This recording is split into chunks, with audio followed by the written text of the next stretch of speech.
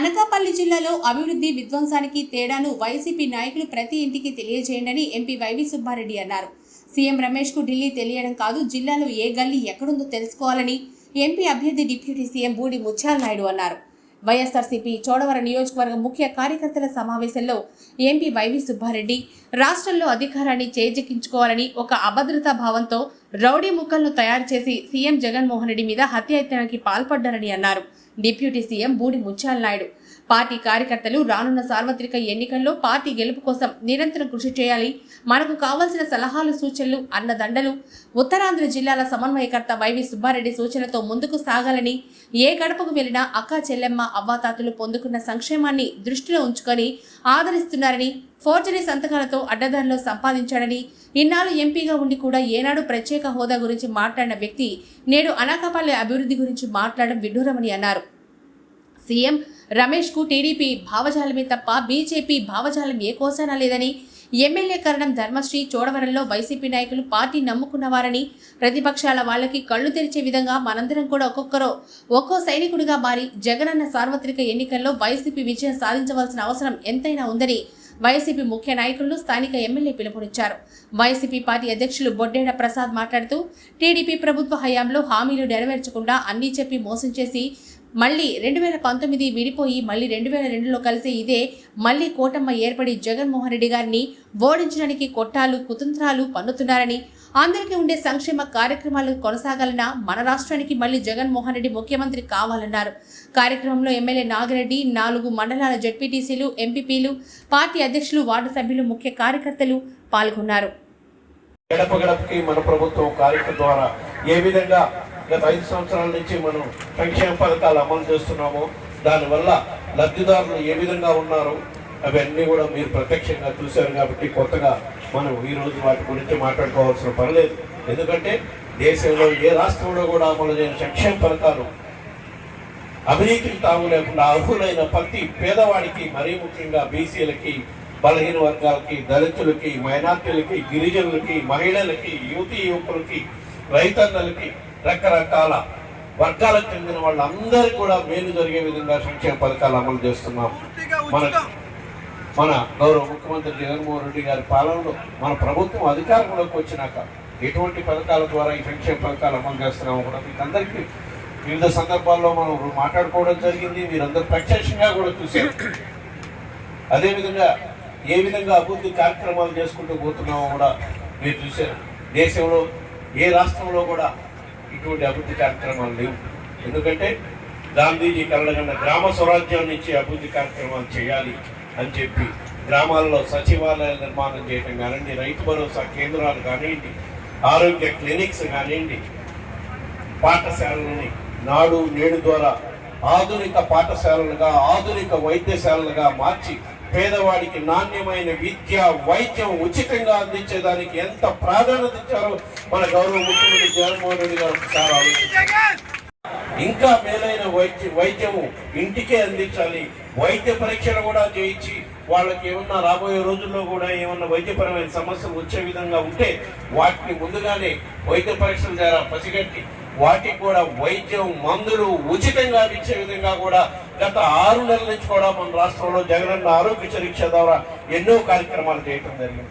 ఎందుకంటే నాణ్యమైన విద్య, వైద్యం ఇస్తే భావితరాలకి, ప్రజలకి, అందరికీ ఉపయోగపడతాయనే గొప్ప ఆలోచనతో స్వర్గీయ రాజశేఖర రెడ్డి గారు ఆ రోజుల్లో ఉమ్మడి ఆంధ్రప్రదేశ్ రాష్ట్రంలో పేదవాడికి నాణ్యమైన విద్య ఇవ్వడం కోసం ఫీజు రియంబర్స్మెంట్ అప్పుడు ఉమ్మడి రాష్ట్రంలో మొదలుపెట్టారు. ఆ తర్వాత వైద్య రంగంలో కూడా ఆరోగ్యశ్రీ లాంటి పథకాన్ని దేశంలో మొట్టమొదటిగా తీసుకొచ్చారు. అటువంటి పథకాలను ఆ రోజుల్లో ఆయన ఉమ్మడి రాష్ట్రంలో చేశారు. కాబట్టి ఈ రోజు ఉమ్మడి రాష్ట్రాల్లో ప్రజల గుండెల్లో ఇప్పటికీ చిరస్థాయిగా స్వర్గీయ రాజశేఖర రెడ్డి గారు ఉన్నారు అని చెప్పి ఈ సందర్భంగా తెలియజేస్తున్నారు.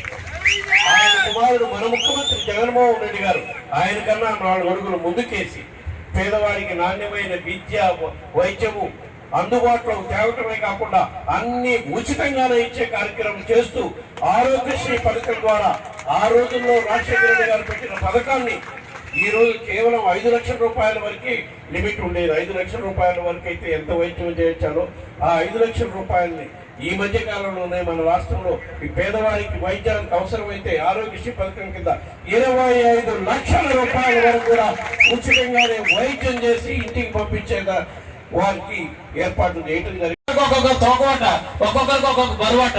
వాళ్ళ బరువు లేదా వాళ్ళ పరువు మనం ఏ విధంగా తీయాలో తీసే కార్యక్రమానికి మీరు అందరూ కూడా సమయత్వం అవ్వాలని మాత్రం ఈ సందర్భంగా మనందరినీ చేతులు జోడించి కోరుకుంటున్నా. ఎందుకంటే మేము అందరూ కూడా మనందరూ కూడా జెండాని నమ్ముకున్నటువంటి వ్యక్తులం, జెండాని నమ్ముకునే వ్యక్తులం కాదు. కొంతమంది స్వార్థపరులు ఒకరో ఇద్దరు జెండాని ఎంతవరకు మోసినట్టు మోసి ఎక్కడి నుంచి అయితే ఏ పార్టీ నుంచి వచ్చారో ఆ పార్టీ నుంచి మళ్ళీ ఆ పార్టీకి మన జెండాని ఎంతవరకు కూడా ఏంటంటే నమ్ముకున్నట్టు నమ్ముకొని బయటకు చూపించి అమ్ముకొని మళ్ళీ అటు వెళ్ళిపోయారు. అలాంటి వాళ్ళు బుద్ధి చెప్పాలనుకున్నా. ఈ రోజు పార్టీని నాశనం చేయాలని నైవంతకులుగా దుర్మార్గులుగా వచ్చినటువంటి వాళ్ళందరూ కూడా బుద్ధి చెప్పాలనుకుంటే మనం కొన్ని త్యాగాలు చేయవలసినటువంటి అవసరం ఉంది. ఎందుకంటే ఈ రోజు పేదోడు కానీ పేదోడు కానీ కూలోడు కానీ నాలోడు కానీ హాయిగా ఈ రోజు 5 ఏళ్ళు నోట్లో వెళ్తున్నాయి అనుకుంటే అది నిజంగా చెప్తున్నాను. గౌరవ ముఖ్యమంత్రి జగన్మోహన్ రెడ్డి గారు చదువు వల్లే ప్రతి ఇంటికి కూడా 3 లక్షల నుంచి 5 లక్షలు 6 లక్షలు బ్రహ్మాండమైనటువంటి సంక్షేమ కార్యక్రమాలు అందాయి. ఎంత వినూత్నమైనటువంటి కార్యక్రమాలు కానీ, ఎంత అభివృద్ధి కార్యక్రమాలు కానీ, ఇన్ని సంక్షేమ ముగ్గురు కూడా ఒక ఎజెండా లేదు. వాళ్ళ ఎజెండా అంతా కూడా జగన్మోహన్ రెడ్డిని ఓడించాలనే ఒక ఉద్దేశంతో ముగ్గురు కూడా ఏంటంటే 3 విభిన్నమైనటువంటి అభిప్రాయాలు ఉన్నా మనల్ని దించేయాలి, మనల్ని ముంచేయాలి, ఆంధ్రప్రదేశ్ ముంచేయాలి, ఆంధ్రప్రదేశ్ ముంచేసి వాళ్ళేమో వాళ్ళ ఆత్మలుగా వాళ్ళు అంతే పెంచేయాలనే ఉద్దేశంతో వాళ్ళ ముగ్గురు కూడా ఏకమై నిజంగా చెప్తున్నా ఆంధ్రప్రదేశ్ ప్రజలందరూ కూడా 1000 కళ్ళతో ఎదురు చూస్తున్నారు. మన ముఖ్యమంత్రిపై ఆ దుర్మార్గులు ముగ్గురు కూడా హత్యా ప్రయత్నం చేయబోయారంటే దాన్ని బట్టి మీరు ఆలోచన చేయమని కూడా ఇక్కడ ఉన్నటువంటి వాళ్ళందరూ కూడా అడుగుతున్నారు. ఏమి ఎదుర్కోలేక జగన్మోహన్ రెడ్డి గారి తాలూకా అభిమానాన్ని చూడలేక వాళ్ళు ఏంటంటే జగన్మోహన్ రెడ్డి గారి పట్ల ఉన్నటువంటి ఆదరణ వారలేక వాళ్ళు హత్య ప్రయత్నం చేస్తూ నిన్నగాక మొన్న జరిగినటువంటి సంఘటన మనం ముక్తకంఠంతో ఖండించాం. ఇక్కడ ఉన్నటువంటి ర్యాలీ నిర్వహించి ఎట్టి పరిస్థితులు కూడా శాంతియుతమైనటువంటి వాతావరణంలో జగన్మోహన్ రెడ్డి గారి ప్రాణాలు కాపాడాలని దేవుని కూడా మన అందరం చేయించగలిగామంటే అది ఆయన పట్ల ఉన్నటువంటి నాట్ ఓన్లీ చోడవరం యావత్ ఆంధ్రప్రదేశ్ అంతా కూడా ప్రతి అన్ని వర్గాలు కూడా ఆయన ప్రాణాలు నుంచి అనకాపల్లికి దిగుమతి చేసుకొని అడ్డగాలుగా సంపాదించినటువంటి 1000 కోట్ల రూపాయలు తన దగ్గర ఉన్నాయని ఆ రూపాయలు తీసుకొచ్చి ఇక్కడ వెద జిల్లాలోని తద్వారా జనసేన తెలుగుదేశం పార్టీ అభ్యర్థుల్ని గెలిపించుకోవడానికి తను గెలవడానికి ఉపయోగపడుతుందని ఈరోజు 100 కోట్లు ఖర్చు పెడితే రేపు ప్రభుత్వాన్ని ఉపయోగించుకొని 1000 కోట్లు అడ్డంగా సంపాదించుకోవచ్చు అనేటువంటి ఒక దుష్ట ఆలోచనతో వచ్చినటువంటి సీఎం రమేష్ అనేటువంటి ఓసీకి చెందినటువంటి వారు, ఒక దొర కుటుంబానికి చెందినటువంటి వారు. కానీ మీ అందరి మధ్యలో ఎప్పటి నుంచో సుమారుగా 36 సంవత్సరాల సుదీర్ఘ రాజకీయాల్లో వార్డు మెంబర్ దగ్గర నుంచి రాజకీయ ప్రస్థానాన్ని మొదలుపెట్టి అనేక పదవులు చేసుకుంటూ జగన్మోహన్ రెడ్డి గారి తాలూకా ఆశీస్సులతో ఈ రాష్ట్ర పంచాయతీరాజ్ శాఖ మంత్రిగా, ఉప ముఖ్యమంత్రిగా ఒక బీసీ వర్గానికి చెందినటువంటి ఒక చిన్న కుగ్రామంలో ఒక రైతు కుటుంబంలో పుట్టినటువంటి ఒక సామాన్యుడిని మన ముఖ్యమంత్రి గారు ఆ స్థానం కల్పిస్తూ ఈరోజు ప్రజలకి అత్యంత చేరువుగా ఎప్పుడు వచ్చినా ఎప్పుడు ఫోన్ చేసినా నిత్యం పార్టీని నమ్ముకున్నటువంటి ప్రతి కార్యకర్తకు కూడా అందుబాటులో ఉండేటువంటి ఒక నాయకుడిగా జగన్మోహన్ రెడ్డి గారు గుర్తించి ఈరోజు ఢిల్లీలో ఒక సామాన్యుడు, ఒక బీసీ కులస్తుడు పార్లమెంట్ లో అడుగు పెట్టేటువంటి అవకాశాన్ని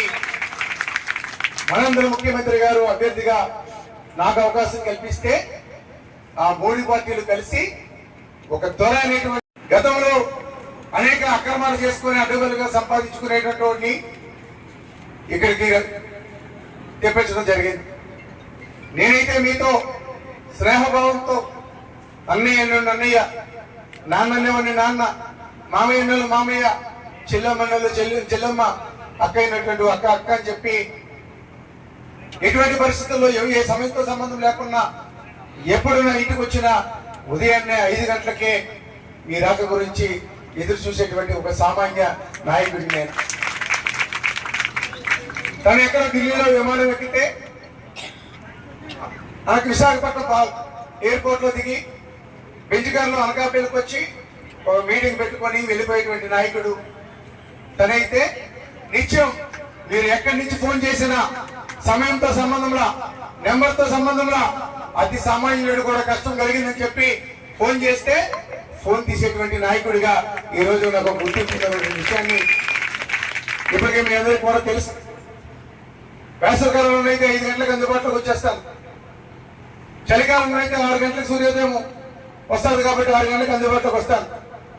ఇప్పటి వరకు ఏ విధంగా అయితే ఉప ముఖ్యమంత్రిగా ఉన్నప్పటికీ కూడా ఒక పక్క ముఖ్యమంత్రి గారికి అప్పచెప్పినటువంటి బాధ్యతని సక్రమంగా నిర్వర్తిస్తూ గ్రామంలోనే నిత్యం మిగిలిన సమయంతో కూడా గ్రామంలోనే గడుపుతూ అన్ని ప్రాంతాలు కూడా తిరుగుతూ స్నేహపూరితమైనటువంటి వాతావరణంలో ప్రతి కార్యకర్త కూడా దగ్గర తీసుకొని వారు వచ్చినటువంటి పనిని పూర్తి చేసేటువంటి పరిస్థితుల్లో ఇప్పటి వరకు మేము మంచి ఉన్నాం.